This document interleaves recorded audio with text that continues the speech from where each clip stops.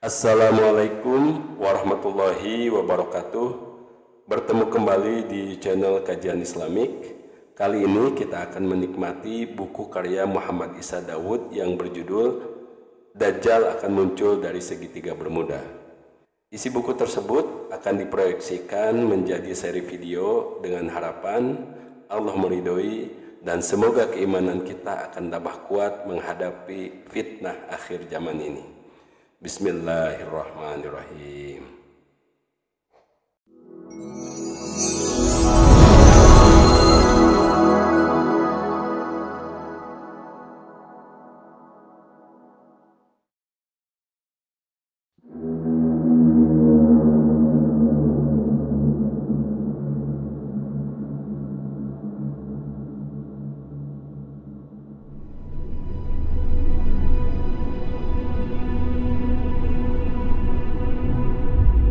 Dari berbagai manuskrip yang paling berharga dan paling jarang ditemukan di permukaan bumi, ada manuskrip yang dimiliki seorang ulama di Palestina.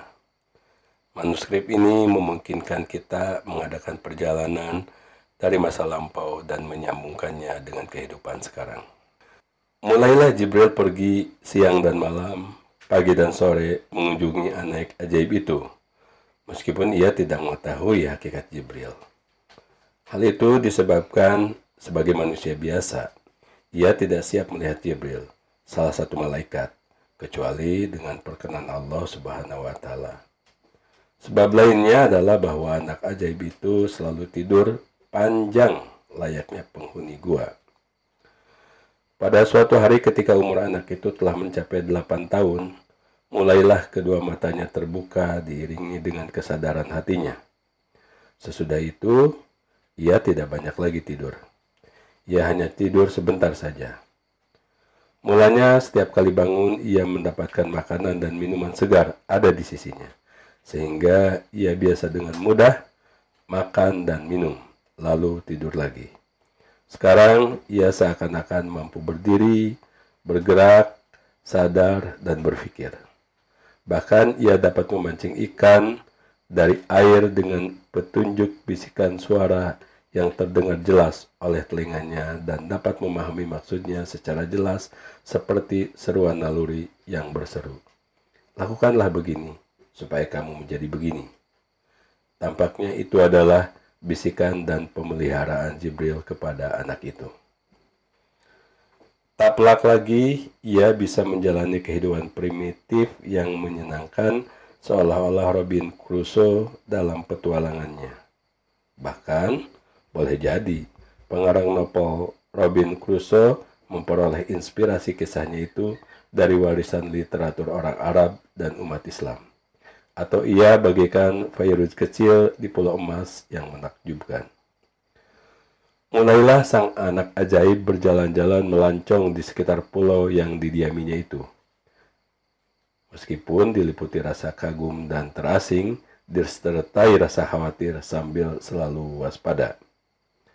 Ia mencoba memberanikan diri dan maju terus pantang mundur. Ia berjalan sambil sembunyi-sembunyi dan penuh hati-hati. Pulau itu tampaknya hanya dipenuhi dengan berbagai macam burung dan beragam binatang. Rupanya ia merasa bahwa dirinya adalah penguasa pulau itu. Tak ada satu binatang buas dan jahat pun di pulau itu selain beberapa ular yang merayap dari lautan menuju ke sana. Bahkan pada suatu hari dalam perjalanannya, ia dikejutkan oleh seekor binatang sangat besar, berbulu sangat tebal, dan mempunyai 2 mata menonjol seperti mata sapi. Tiba-tiba binatang itu berbicara kepadanya dengan bahasa yang dapat dipahaminya secara baik. Binatang itu berkata, "Engkau adalah seorang anak yang diselamatkan oleh Allah dari gempa dahsyat ketika bumi terjungkir yang terjadi di negeri Samirah. Engkau dibawa oleh malaikat agung yakni Jibril. Ia membawamu ke sini, dan ia juga mengurus makan dan minumanmu. Oleh karena itu, janganlah engkau mengkhianati janjimu dengan Allah, sebab pada hati setiap anak Adam telah tertanam ketundukan kepada Allah dan keimanan kepadanya. selama ia masih berada dalam fitrah kesuciannya. Karenanya, engkau sendiri mesti menjadi muslim dan mukmin yang yakin dan taat kepada Tuhan pencipta alam. Dialah Tuhan yang Maha Esa. Kemudian binatang besar itu membawa isyarat kepadanya agar mengikutinya menuju sebuah panel batu. Di situ tertera tulisan dalam bahasa Arab fasih. Ia mengajarinya huruf demi huruf dan ia pun menirukannya. Lalu binatang besar itu memberi isyarat kepadanya untuk mengikutinya lagi menuju berbagai panel batu lainnya. Panel-panel itu bertuliskan kata-kata sebagai berikut. Pertama, La ilaha illallah. Tidak ada Tuhan selain Allah. Kedua, Allahu wahid la syarikalah. Allah Maha Esa, tidak ada sekutu baginya. Ketiga, engkau diurus oleh Jibril, karena itu janganlah kamu mengkhianati janjimu dengan Allah. Keempat, hanya engkau saja di pulau ini. Kelima, makanlah dan nikmatilah makanan dari rezeki Allah ini sesuai dengan kehendakmu. Tidurlah sesukamu, sembahlah Allah dalam berbagai keadaanmu dengan tasbih-tasbih keesaan kepadanya, yakni salat yang diwajibkan kepadamu. Allah lah sang Raja, Allah lah Maha Esa, Dia tidak berayah dan tidak pula mempunyai anak. Allah lah Tuhan yang Maha Besar, Allah lah yang Maha Agung, dan Allah lah yang Maha Raja. Keenam, jadilah engkau anak masa kini, wahai anak kecil. Janganlah engkau menjadi anak masa lalu di pulau ini pada zaman apapun. Ketujuh, tidak ada kitab bagimu kecuali apa yang dibawa kepadamu oleh seorang nabi terakhir, Nabi Muhammad SAW, yang datang menjelang akhir zaman. Jika engkau mengimaninya, maka engkau adalah manusia masa depan yang beriman dan mempunyai keyakinan kepada Allah. Tetapi, jika engkau mengingkarinya, maka engkau adalah manusia masa depan yang dijanjikan akan mendapatkan siksaan Allah Subhanahu wa Ta'ala. Sesungguhnya, engkau berada di antara dua nabi yang berserah diri kepada Allah, dan sebenarnya semua nabi berserah diri kepada Allah. Jika engkau beriman dan yakin kepada apa yang kami imani dan yakini, maka Allah akan memudahkanmu untuk mengimani penutup para nabi yang terdahulu dan pengganti nabi yang telah wafat. Ia bernama Muhammad Al-Amin. Ia akan lahir sebagai nabi dan rasul di tengah-tengah kaum yang buta huruf. Ia berhijrah ke tempat yang banyak ditumbuhi pohon kurma dan yang banyak mata air dan sumur tawarnya dengan tanah subur. Jika engkau mendustakan nabi yang mendahului Muhammad, maka Allah akan menutup hatimu dengan tabir ain yang hitam. Hatimu menjadi hitam, terkena sedikit warna putih, dan condong kepada kejelekan bagaikan kendi penuh dengan lumpur di atas cermin terang. Akibatnya, hatimu tidak dapat melihat cahaya dan akalmu hanya melihat dirimu sendiri saja seperti iblis. Semoga laknat Allah ditimpakan atasnya, yang mendiami segitiga bermuda yang lama itu, dan engkau pun menjadi teman akrabnya. Betapa jelek seseorang yang ditemani makhluk terkutuk dan dijauhkan dari rahmat Allah Subhanahu wa Ta'ala, yang dibiarkan saja sampai suatu masa di suatu negeri, yakni di suatu lautan yang penuh hembusan angin, kelak ketika Allah Subhanahu wa Ta'ala tidak lagi menyayangi orang-orang yang terusir dari rahmatnya. Jadilah engkau, wahai anak istimewa yang diurus dan dibimbing malaikat agung, sebagai mukmin yang mempercayai eksistensi Allah dan malaikatnya serta rasulnya. Jika tidak, engkau ada dalam bahaya dan dimasukkan ke dalam penjara 1000 tahun lamanya. Yang memperingatkanmu dan mengembirakanmu di dalam penjara adalah seorang Arab Mekah yang mendustakan Nabi yang jujur itu. Tempat hijrahnya adalah tanah-tanah subur yang banyak ditumbuhi pohon kurma. Engkau akan berjasa pada hari ketika tiba musimnya memetik kurma di negeri tempat diisrokan dan dimi'rajkannya Nabi dari bangsa Arab itu.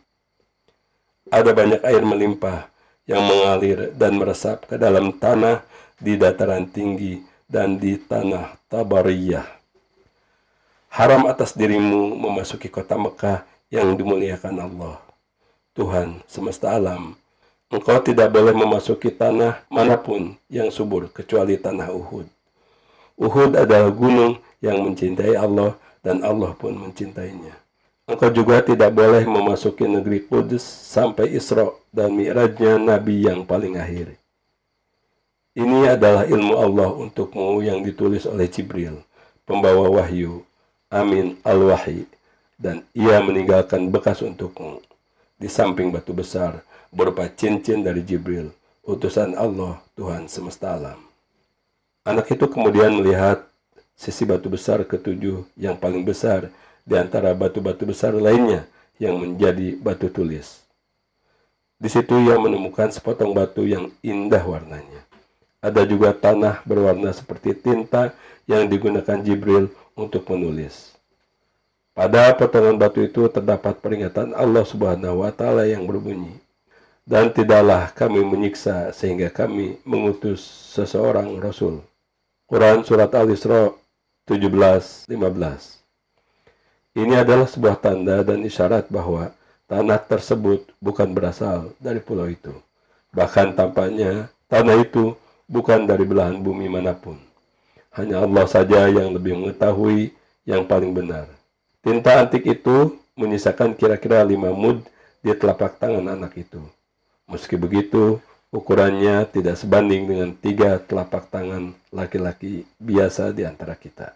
Hewan besar yang ada bersamanya itu mulai menerangkan makna dari tulisan itu, dan bahwa ia diberi kebebasan untuk memilih apakah di masa mendatang ia menjadi orang baik-baik atau menjadi orang jahat.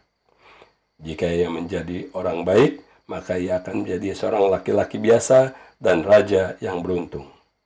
Tetapi, jika ia memilih menjadi orang jahat, maka ia akan menjadi seseorang yang mengaku-aku sebagai Tuhan yang berkuasa dengan kerajaan atau kekuasaan sewenang-wenang atas alam jin kafir dan setan, dan mereka adalah makhluk ciptaan Allah.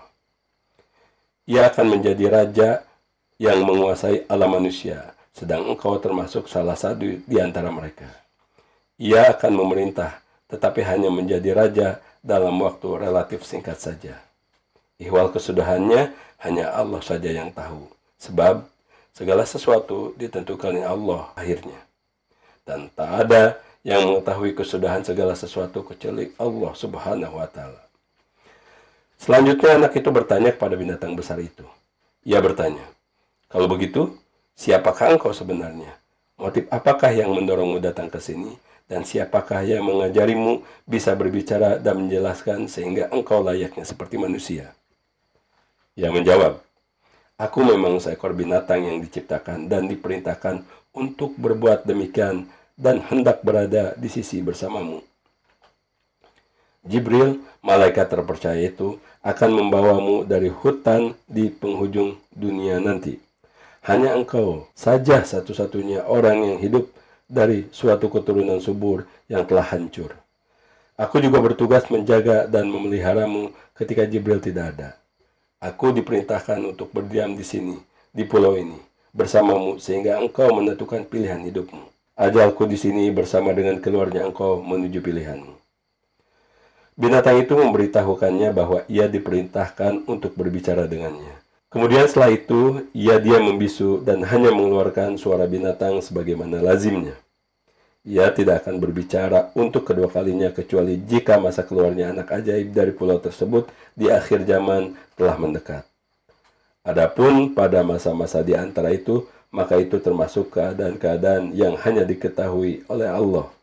Mungkin saja ketika itu aku berbicara denganmu. Jadi, sesuatu yang gaib tidak dapat diketahui oleh semua makhluk. Ketahuilah bahwa apa yang dikatakan sekarang ini adalah wasiat-wasiat dari malaikat Jibril yang terpercaya itu. Di sini mulailah lidah binatang itu terdiam dan kembali seperti semula.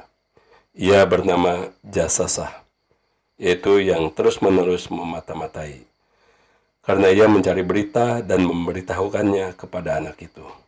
Hal ini dilakukannya demi kepentingan atau kemaslahatan anak itu.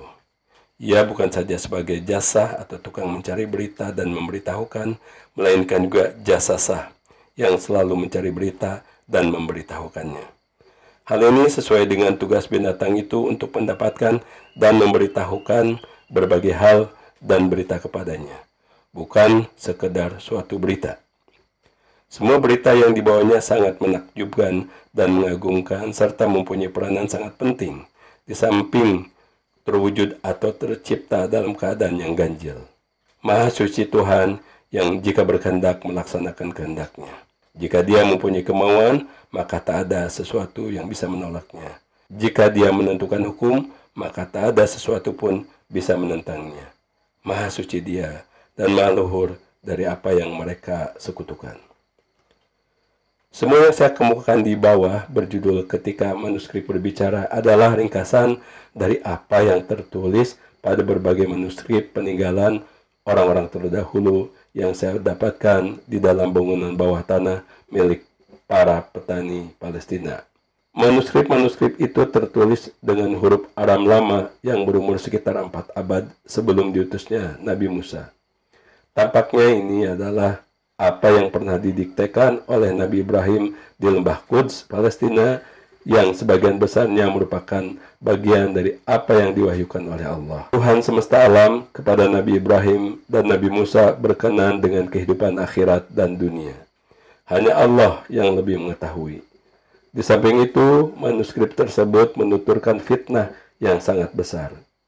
Sementara itu, yang menulis manuskrip-manuskrip pada daun semacam kurma atau seperti lembaran papirus yang dibuat sebagai kertas itu adalah seseorang yang dikenal dengan nama Azad bin Harim bin Shatur.